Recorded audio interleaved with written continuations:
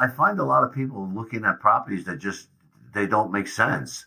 And I myself do a calculation on every loan before I even intake it. So if you tell me you're buying a house for 300,000 and the taxes are 5,000 a year, and homeowners is 3,000 a year, and you're collecting rent of about say 1,500, I'm going to Yikes. tell you, guess what?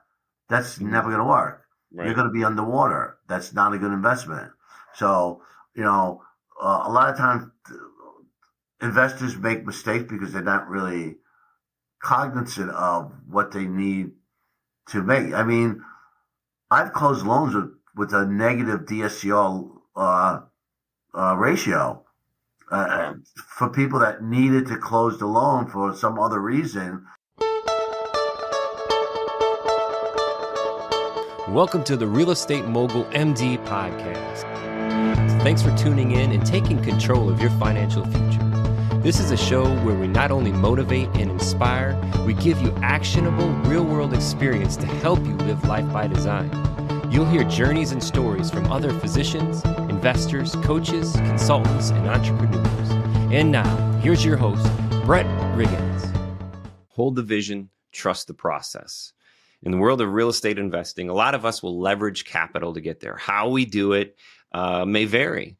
There's the inside of the box, the old Fannie Mae, Freddie Mac world, and then there's outside of the box. And that's what I want to talk about today. How can we leverage capital and do it in a way that protects us, do it in a way that maximizes our profit and maximizes the size of our portfolio as well, too. Time is undefeated, and we're going to learn that the longer that we sit in these deals, the better things are. I never want to sell real estate, but when I'm leveraging capital, this is who I want at the table with me. Today's guest has worked directly with operations, underwriting, as well as originations, and is currently the branch manager and vice president of business development in the Fort Lauderdale corporate headquarters of Insula Capital Group. This is a private money lending group. They do DSCR products and many other products. We're going to jump in this today. Great conversation. Everybody, please welcome to the show, Bruce Hill. Bruce, welcome to the show. We are here to talk about money today. So let's get things kicked off here and tell us a little bit about who's Bruce? Who is this guy and what is Insula Capital Group? What makes your guys' approach to lending money different than everybody else? Okay. Well, Bruce is an individual who has been in mortgage lending for 30 plus years. I started as a processor, worked my way into a loan officer, worked my way into an account manager, did wholesale lending where I was the lender at Wells Fargo for 10, 12 years, working with mortgage brokers, teaching them about the products, the services. I wound up going into correspondent lending with a national lender where I was buying closed loans from other independent mortgage bankers. They were selling me individual, which is there was mandatory, and there was, what was the other one? Mandatory or I forget how it was done. The mandatory is when they sell us the paper, they have to deliver, and it's a mandatory delivery.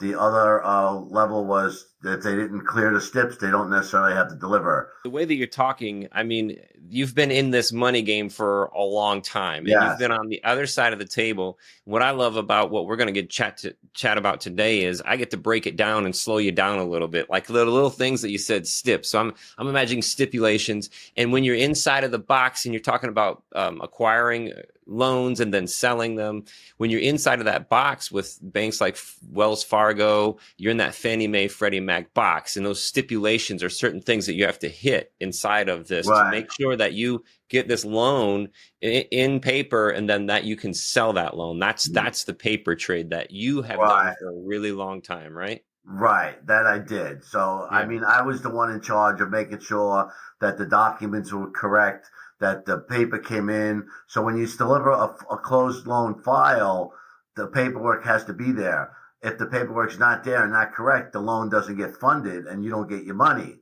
So my whole way of life was to make sure the files go in correctly and they get funded, because the faster they come off the warehouse line, the more money that my clients make.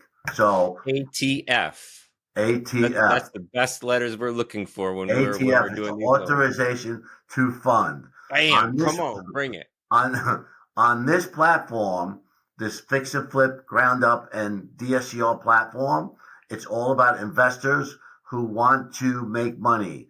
I am here to help investors close loans quickly and efficiently, but the investor has to get me my documentation I asked for. From now on and from this day forward, the loan will not be submitted to underwriting unless I have every piece of paper I need and I have an application that is legible that I could submit to my processing team. It'll be already processed. All they're going to do is take my file and move it to underwriting. I know what needs to be in the file. I've been doing this a long time. So you let me take control of your file and it will get closed. And you're testament to that. You see how fast. Oh, yeah, absolutely. And it's a pain in the butt. And being on both sides of the table, too, I can appreciate the ask on both sides. From the borrower side, it's like, man, you need another one of these. I got to do this again. You want this. I got to do this. But the reason for it is you are the intermediary between the borrower and the what I call the paper pushers, the underwriters, yes. the checks and balances, yes. the attorneys, all that stuff. They don't care who you are. They're analytical. They're looking. Well, they better start caring about me because I'm going to give them the money. I'm talking about the lender. They don't care who the lender. They are analytical. They're there to look at these boxes, make sure they're checking, right. And when they're not, they say, "Bruce, come on," or your processor, what's going on? You know what to do. Yeah, and these are our underwriters. We're direct private lenders. We lend our money, or we have affiliate lenders that we sell the paper to. Maybe not under our guidelines, but they're still us. So you said you're a direct private lender. We've known each other for a couple years. And yes. Can you believe that already? I know. It's been a couple years already. I know. You don't even look like you're out of high school yet. Yeah, right. So what is it that makes your approach, Insula Capital Group, your approach unique compared to everyone else in the lending space then? So how did you cut through my filters when we first talked? How did you get through because you had confidence. You heard what I was saying. You talked to other lenders. You got the runaround from other lenders. And you trusted in me and you put your trust in me. And that's what I believe in. Trust, truth, and the American way. I mean, it's all about honesty, loyalty, and trustworthiness. I'm not going to give a borrower or yourself, my affiliate, any kind of misinformation. If something comes up that causes a snag, it has to be addressed immediately to fix the snag. If it's not addressed immediately, the snag could kill a deal. And it's, if you get emotional about it and angry, I need more this and that. Sometimes we call them stipulations, stips. Now they're called conditions. So back in the day, it was a stipulation of the loan closing. That's a condition of my giving you money. We're a direct private lender. We have an underwriting team that does the underwriting, that is hired by us to do the underwriting. Now, can we go outside that box and custom fit the loan for the borrower's needs? Absolutely. We do it all the time. However, the loan has to get to the ATF, which is the authorization to fund, which you love that word. I get you lots of them every week. Doing ATF. Yeah. So that being said, once the file is ATF, I can go to my managing partner, who happens to be a very close friend of mine. I know him over 15 years. I was on the very first fix and flip he ever did back in 2010. He's done well over 800 fix and flips in his life. He's done dozens of ground up construction projects. He's owned multiple single family, multifamily homes. I myself have done about 100 flips in my life. Now I'm really I'm really concentrating on building my branch office here in Florida to go national. And with your help, of course, and partners like yourself, it's helping me grow. Mm-hmm. But I have direct access to Ed Stock, the managing partner. And when I need something to be stretched or to be added or to be removed, say the credit is not the greatest and they were looking for a 6-month interest reserve, which I just had a file close yesterday. They wanted 6 months interest reserve. They didn't have the experience that they told us they had It was a little less than what they told us. The time frame that they closed the loans in were longer than they had stated. So they wanted a 6-month interest reserve. Of course, the borrower pushed back. It was a $13,000 interest reserve they wanted. He goes, I'm not closing the loan. He would have closed the loan. He would have found the money, I'm sure. But I went to Ed and we reduced it from a 6-month interest reserve of 13 and change to a 4-month reserve, about 8,200. Mm-hmm. So what that means is that when he goes to the table, he signed a note that said first payment due is January 1st. He called me saying, Bruce, I'm not paying this loan. I said, Wayne, the first payment is due January 1st, but you have a 4-month interest reserve. That first payment's coming out of the interest reserve. Your next payment is due February 1st. That comes out of the interest reserve. Yeah. The next payment is due March 1st. That comes out of the interest reserve. That so Wayne, if you get rid of this house in 4 months, like you said you were going to, you won't even have to make a payment because they'll already be paid. Nice. He goes, oh, okay. He goes, can I get that in writing? I said, sure. I sent it in writing. My managing partner, Ed Stock, sent it in writing. And, I explained it to him, but some people don't understand the concept. Yeah. And I saw him last night at my meeting, and all he did was shake my hand and say, thank you so much. I want to get rid of this house in 3 months. I said, go for it. So that's a perfect example of that unique approach, being able to work with investors. And it makes a difference, man. And when we talk to, I hear it from everybody. I talk with so many different lenders. Oh, I can do this, and I'm the best at this, and you want me here. And all I never say that. I've been through so many, and when we first started talking, I'm like, yeah, because you had all the right? You weren't blowing smoke, right? You had all the right things to say. They were reasonable. They were trustworthy things, but I've heard so many of the same things before. Right. But what you just shared there with that experience with that investor is a difference maker. And I've said this so many times before. When I get belly up to that table, I want you on my side at that table. Oh, yeah. Even though it's your office that's lending the money, you work with us and you're able to find the solutions, find the proof that we need to back up what we're saying. It means a lot. So you talked about fix and flip, and then you talked about DSCR. I want to focus on DSCR. What about the ground up construction? Ground up construction. So you've got the 3 products there, kind of a little bit different outside of the box than what fits in that Fannie Mae, Freddie Mac world. So we don't know. There's no Fannie and Freddie Mac. Right. So what I want to look at is these DSCR loans, and that's what I'm fixated on right now with my portfolio, my clients who I'm working with. Right. So for the listeners who may not be familiar with, what exactly is a DSCR loan? How does it differ from a traditional loan product? Okay, so a DSCR loan is a debt service coverage ratio. And debt service coverage ratio means the rent roll that you're getting from the property is divided by the PITIA, if there's an association fee. So if you're renting your property for $1,200 and your PITI mortgage payment, principal, interest, tax, and insurance, and association fees, if so, are $1,000, you divide the $1,200 by 1,000 and you get a 1.2 DSCR ratio. Mm-hmm. 1.2 DSCR ratio is kind of a standard ratio to be a profitable property.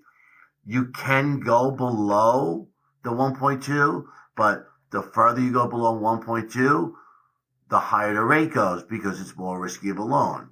So the debt service coverage is, so when Dodd-Frank was enacted in 2010, the most important part of Dodd-Frank in the mortgage world was the ATR, the ability to repay the loan. So a DSCR, the ability to repay a loan was always tax returns, bank statement, tax returns, W-2s, pay stubs, right? That's traditional, Fannie, Freddie, FHA. You're not getting around it. Non-QM, non-qualifying mortgages were the DSCR, the bank statement loans, foreign national loans, ITIN borrowers. So that was a whole different realm. No longer subprime. Subprime doesn't exist. High cost doesn't really exist. So these loans are all designed, especially the DSCR, is to cover the ATR, the ability to repay the loan. So all 30-year fixed loans, DSCR loans, do get sold to the secondary market. They do go through a second level of QC before they can get sold to the secondary market because the ATR has to be met in mortgage standard. That is Dodd-Frank's law that was enacted in 2010, and that's how the DSCR became so popular. No tax returns, no pay stubs, no bank statements. Really, you don't, if you're doing a refinance, you don't necessarily need money in the bank because a lot of times it's cash out, but you're always going to need 2 months bank statement because it's a 30-year fixed rate mortgage. So they want to see that you have a bank account. If you're buying the property and you're putting 20% down, you're not using your income, you're not using anything, but you do have to show the 20% in the account along as well as closing costs. Mm-hmm. That has to be sourced and seasoned. That means they have to be in the bank from 2 months ago. If you have 20 grand in the bank in you did September and 20 grand in the bank in October, they look at that. If you have 5,000 in the bank in October, in September, and then you put 15,000 in the bank in October, it's a large deposit. Mm-hmm. That doesn't work. So you have to have the money there when you're buying. Anytime you're buying and holding a property for a 30-year fixed rate loan, you need to source and season the money for a minimum of 60 days. Source and season. Those are a cool group of words, couple of words there, source and season. Now what you mentioned there about this DSCR product is it's a great highlight of how this is a powerful tool for real estate investors, particularly for those focusing on SFR rental properties, single family residential rental properties. Mm-hmm. And the unique piece or benefit of this, the ability to pay, right, based off the property, it's going to separate your DTI, right? Your debt to income. It kind of takes that out of the equation. Totally out of the equation. The only important part of the equation, there are two very important factors: your credit score and the DSCR ratio. The higher the DSCR ratio, the less risky it is. The higher your credit score, the less risky the loan is. The more money that you have to show on a purchase, the less risky the loan is. The higher the maximum loan to value on a DSCR property on 1 to 4 families is 80% of the purchase price. So the max is 80 loan to value on a purchase. For a cash out refinance, it's 75%. And for cash out refinance to get maximum leverage of 75, you need to have at least a 1.2 ratio, debt to income ratio, and a minimum of a 720 FICO score. 1.2 DSCR, not debt to income. Or are you talking? No, there is a debt DSCR. No, DSCR. Yeah. So the DSCR, the debt service ratio has to be 1.2. Yeah, I actually have affiliates that I can go below 720 and get you 75, but the rates are going to be higher. Yeah. So what does this look like for someone who's listening? The process for applying for a DSCR loan from the initial application to closing, how does that work with Insula Capital Group? And how does that simplify the process for the investors? Well, I have a 2-page application. It's fillable. It's a PDF, fillable. You basically, all I need is really a contract and a lease on the property, and I need to know the taxes and insurance, and I'll pre-approve the borrower. I can give them proof of funds if they're looking to buy a property. I would need to see maybe some assets from them. The process is very simple. I have repeat borrowers who come to me, and all they do, my investors that fix a flip, they send me a contract with the scope of work to show what they're doing to the property. And I start the loan process. I close them in 2 weeks. The DSCR loans could sometimes take a little bit longer, maybe 3. I can get you closed in 2 if you give me all the information. So on purchases of new properties, a contract and a lease. And of course, I need your driver's license. I need your corporate documents, your articles of incorporation, your operating agreement, your IRS EIN number from the IRS that shows your EIN number, and then a letter of good standing from the state in which the property is incorporated. What else? Or certificate of existence based on what Yes, state it is. yes, exactly. That game before. We learned that a few times. Yes. Yeah. And sometimes it's even called something different. Right. So these pieces are really important, and that's what a borrower can do to be prepared to smooth the process out. Absolutely. And filling out everything properly, providing the paperwork. One thing we bump into quite often is when we're working with our own insurance company, those STIPs, air quotes for the listeners, that are required from the underwriters have to be followed. Right. And sometimes there's a pain when you have an insurance provider who may be a broker and they have to go to the actual policy provider and there's communication. That's going to slow down. This sounds very, very familiar. Yeah, right. This is going to slow down that 2-week, 3-week thing. So how you can be prepared is you have these documents, you fill out all the documents, and then you understand that those stipulations aren't there to harm you. They're just there to smooth the process and to make these unique loan strategies possible. Are there any lesser known strategies for borrowers to overcome challenges, such as having member and entity with lower credit? We talked about this where there's maybe an entity that's structured, 50-50. We see this a lot with husband and wives. Right. Is there anything that maybe partners can do to set up an entity where one borrower has a bad credit score compared to the other? Right. So you froze. Okay, you froze there a second. So if you're doing a perm loan, a DSCR loan, and you have multiple individuals or members of the entity, in order for that to be on the documents and sign and not use your credit, the partner, the member with the better credit would need to be an 81% member, and the wife, say it's a husband and wife, and the wife's got better credit and the husband's got worse credit. If they're 50-50 on the LLC, they'd have to do a resolution, which is very simple to do, and they'd have to give their shares to the wife. Say the wife's got better credit, so the husband's taking his 50% and giving her 81% and going down to 19%. So that helps with the credit weighting that. So the weight of the membership helps with the credit and ownership. And I hate that we have to say this all the time. We're not attorneys. We're not financial advisors or CPAs. We're not telling you to do any of this.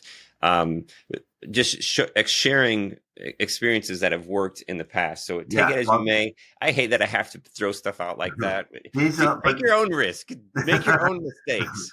Don't blame me. I don't want them to make mistakes. I want people to learn from their mistake. Yeah. I've learned from others' mistakes on what to do and what not to do. So you have to disclose something because they're going to make a mistake and then they're going to blame somebody else for it. And that's why these disclosure things in the world of lending, how many disclosures go out there? Oh my goodness. When we go to sign documents for loans, there's so many disclosures out there. Well, with these private loans, there's not the same disclosure process. Yeah. These loans are made to entities only, not to individuals. At Insula Capital, I am not allowed to lend to an individual. I can only lend to an entity.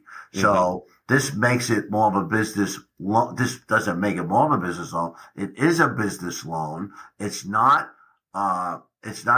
regulated by Dodd-Frank and the mortgage world, the typical mortgage world. You don't get the loan estimate. You don't get the closing CD. You don't get, you'll get a term sheet from me and I'll tell you when you're ATF, and then the title company is the one that puts together all the numbers to tell you what your costs are. My costs are minimal. I have no junk fees.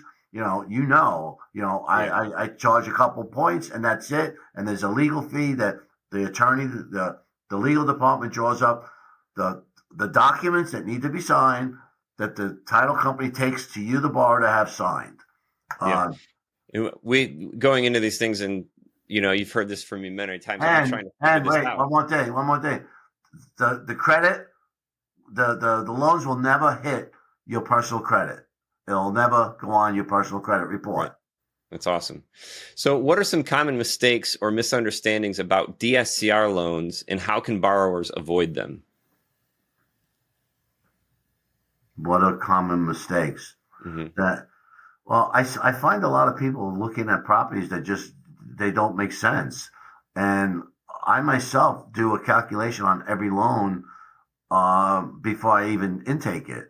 So if you tell me you're buying a house for $300,000 and the taxes are $5,000 a year, and homeowners is $3,000 a year, and you're collecting rent of about, say, $1,500, I'm going to tell you, guess what? That's never going to work. Right. You're going to be underwater. That's not a good investment. So, a lot of times investors make mistakes because they're not really cognizant of what they need to make. I mean, I've closed loans with a negative DSCR ratio for people that needed to close the loan for some other reason.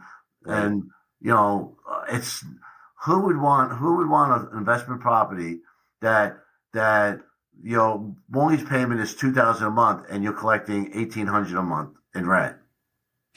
Not me. Okay. Not me. Not any of you. Hopefully not any of your borrowers. Yeah, right. So and this idea, understanding that debt service coverage ratio, that 1.2, and it's having your acquisition system set up so you have that understanding. But if you reverse engineer, when I'm acquiring properties, working with clients, acquiring properties, I want to acquire properties that lenders want to lend money on, insurance companies want to put policies on, and renters want to rent. If I design my process to work back from there, I'm going to have a better start and make it smooth for Bruce when we're going for money. Right. Do you have any other secret tips or strategies borrowers should know, such as ways to secure better terms or maximize leverage for profit growth? Bring your credit score as high as you can. I have had credit for many, many years. My credit is up in the 820 range. I can get credit and I can get the best term possible. Unfortunately, the industry gives the worst terms for the worst credit, where you would think that, they have bad credit, they need help. That's not the case. The case is the better credit risk you are, the better leverage you get, the more money you get. Everybody knows that. Right. Everyone should know that.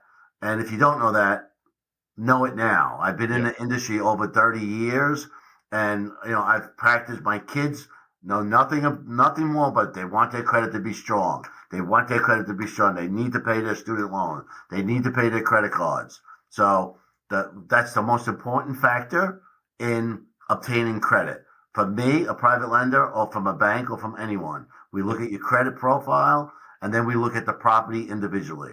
Yep. And we calculate profit on the property that you're buying. Yep. And that property specific, the lower the LTV, typically the lower the interest rate's going to be. Yes. And there's a difference too of financed acquisition versus the cash out refi. You're going to have a better interest rate, a lower interest rate on the acquisition finance. Yes. And then on a cash out refi, sometimes, you said it earlier, that LTV is restricted. It can't go as high, and you're going to have a little higher interest rate on now that. You're stripping equity out of the property and putting the money in your pocket. Yeah. It sounds like a little risk to me, the lender. Yeah. But I also look at it this way too, Bruce. If I've got the money to own this property in cash, you have more risk that this loan is not going to go full term. Therefore, the lender has a lower probability to make more money on the length of the loan. Because if I have the cash, it's likely I could just pay off, whether I wait for the point, the prepayment penalty right. come down, right? And that's a fun game too. We would look at paying for points to remove the prepayment penalty, right. And it's so funny because lenders have it down so perfect that in 5 years, the difference to recoup that cash, guess what, is what it costs in points to take.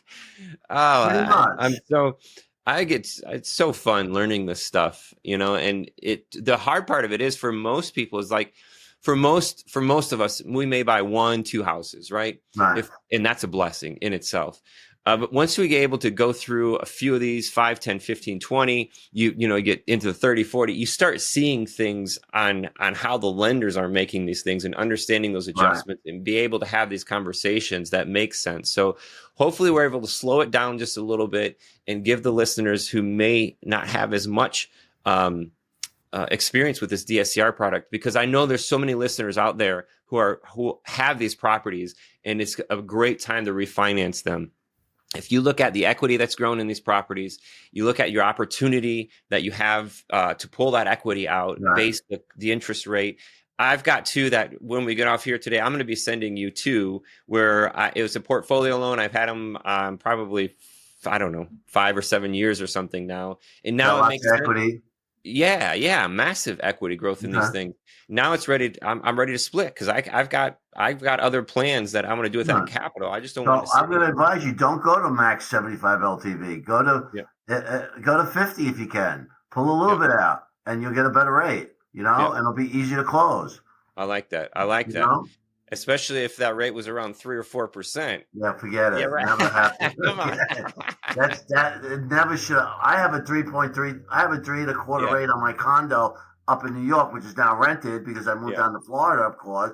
But you'll never see. I don't think you'll ever see the. I actually closed loans back because I'm also a mortgage broker. I'm a licensed mortgage broker in 8 states. So I do residential. I do Fannie. I do Freddie. I do FHA. I do VA loans. But that's a different platform. They're both platforms that we work together because my managing partners own both platforms. Insula Capital Group is not my ownership, but I'm a very big shareholder. I invested in Insula probably, we raised capital back in 2013. We raised about $300 million. We pay our investors 9.5% to 10.5% annually on a monthly dividend. So I have a lot of money that I put in there. And when I moved down to Florida, I stopped flipping houses and I started just concentrating on building a lending platform. That being said, if any investors out there want to put their money in safe haven and make 9.5% to 10.5% annually, you can also, I can give you the PPM, the private placement memorandum, and I could show you what it's all about. And qualified investors, if you want to, have a safe.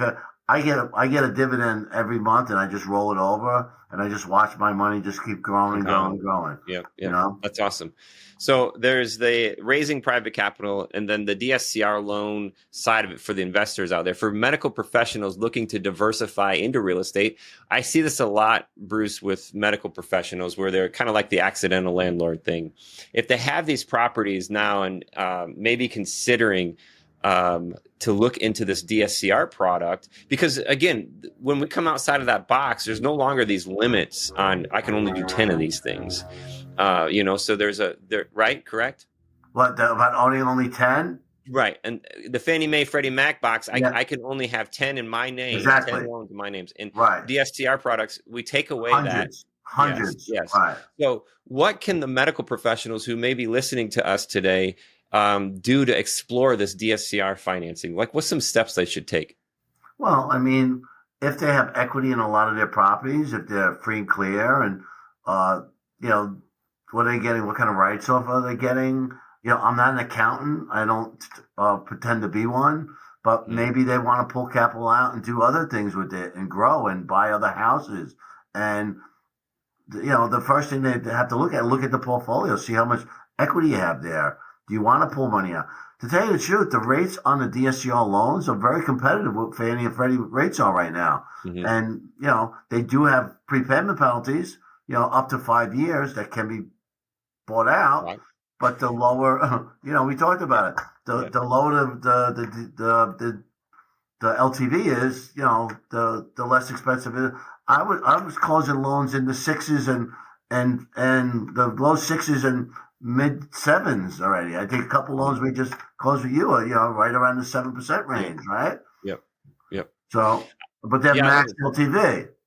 Yeah. So reaching out, connecting you with one of those ways, but just having these conversations, I say it a lot on this show is, you don't have to know everything. But when you start having these things that kind of pique your interest, DSCR, you're probably hearing this a lot. When I first got started, I didn't know what it was, but I did know that there was a way that I could maybe even stack these Fannie Mae or Freddie Mac loans and split them, my name, my wife's name, all this stuff. But when it come down to it, I could not do that using an LLC. So to get past that, get into the commercial world, that's where you're going to start hearing this DSCR stuff. Start asking questions, start having conversations, reach out to people who have already done this. Now is a great time to do this. Talking about time to do this, what in the world is going on with the cost of money right now? And what trends are you seeing? Because you guys see a lot of these in your office, in the group itself. What are you seeing as far as trends go? Well, rates just came up last week a little bit. After the election, everyone said, oh, rates are going to drop, rates are going to drop. We were talking about maybe we should wait till after the election. Well, guess what? The election's here and rates are going up. Even though the Fed cut the rate twice, they 50 basis points once, a quarter the next. Where's the rates? I mean, before they cut the rates to 50 basis points the first time, rates had dropped probably 3 weeks prior. It was built in. The market knew what was going on. So the secondary market knows more than we will ever know, more than I ever know. I'm no longer in the secondary market. I've been in there before. I've sold paper in the past in my mortgage career, directly to Fannie, directly at the window. We used to bulk trade. The cost of money is the cost of money. That's all there is to it. And, we have a cost of our money, that we have to put on the street. And we also have investors that we have to pay. That $300 million, we have to give them 9.5%. Do the math. How much is that every month paid out on a monthly dividend? A lot of money. The best time to plant a tree is 20 years ago and today. You marry the house, you date the rate. There are ways to overcome all of this. It comes down to your acquisition process, your acquisition. You're not a mortgage guy. I just hang out with the right people. And the way that you do this is building relationships that matter, relationships that go to bat for you. And when you get that feeling of when that interest rate rise, and then I can call you and beat you up. But at the same time, I know that you're not the one raising that interest rate. It's the secondary market, and the projections run a little bit different on that secondary market. But knowing, again, trust the process, the process, stick to the vision, trust the process. The average length of a conventional FHA mortgage, the average term of a conventional FHA mortgage full doc loan is 7 years. That's what they say. Every 7 years, you're going to refinance, you're going to take cash out, this and that. The DSCR loans are more steady. They don't refinance as much because they're cash flowing property. I just refinanced a guy that was in a 13% hard money loan. Well, it wasn't even a hard money loan. It was a 30-year fixed rate loan that he went at the time with an organization that they gave him that. I just refinanced it. It was a duplex, and I got him a rate of 6.5. This is about 2 months ago. Rates have come up since then a little bit. And he took out $180,000 in cash in his pocket, and his payment went down from what he was paying. Tax-free money. Again, I'm not an accountant, but I know how that debt works on the book. I could be paying taxes on cash that I don't have, which is fascinating. But what puts a smile on my face is when we have equity in the properties, I can now put cash in my pocket that I don't have to pay taxes. Nope. Love it. You'll pay taxes on it if you leave it in a bank and make interest.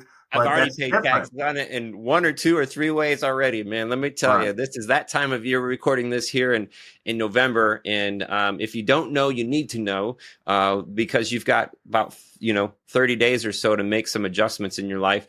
But not to get down that rabbit hole. Don't be going into your taxes trying to avoid taxes and make yourself cash poor. It's just don't let the tax wag the tail, or I don't know. There's the more you pay in taxes, the more you make, right? So you should want to pay more taxes. Yeah, that's my motto. I want to pay more tax. I want to double my tax bill next year. Yeah, which is also in this thing too. Like when we're looking at the DSCR loans, it's much different than as an entrepreneur, as a real estate investor. I do everything I can to keep my adjusted gross income down to pay less taxes as possible. Of course, But that's not. I mean, you guys don't even look at that stuff on the DSCR product. So another huge benefit here at the end. The last huge benefit is that I want to do everything I can to help you reach more people. So in order for that to happen, I've got you as a resource on physicianwealthsystems.com/resources. I'm going to share it in the description.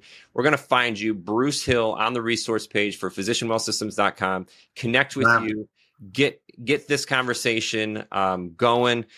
Look at portfolio, look at whatever we've got to get some product moving, recapture some equity, do things that make sense. Just like we're talking in the tax world, I'm not going to go out and buy a $100,000 car to reduce my tax liability. I can write it off, Section 179, but that's going to reduce my cash in my pocket. Right. So I'm not going to do something that's not going to make sense. I want people around me that help me make sense of things that I might not be the perfection or the wisest at. That's connecting with people like you. Bruce, thank you for your time today. Did you have fun? Thank you, Brett. I had a great time, really. Fun, man. Talking money, not putting anybody to sleep. It's all good. Baby. Yeah. Awesome. Well, to the listeners out there today, thank you so much for your time. Replay this thing back and forth. If you have questions, reach out. We can even do a question and answer kind of a Q&A. Q&A, baby. This is really important stuff. And I know in my own world, my own experience, the first year or two when you're acquiring, it can be tough. It can be difficult.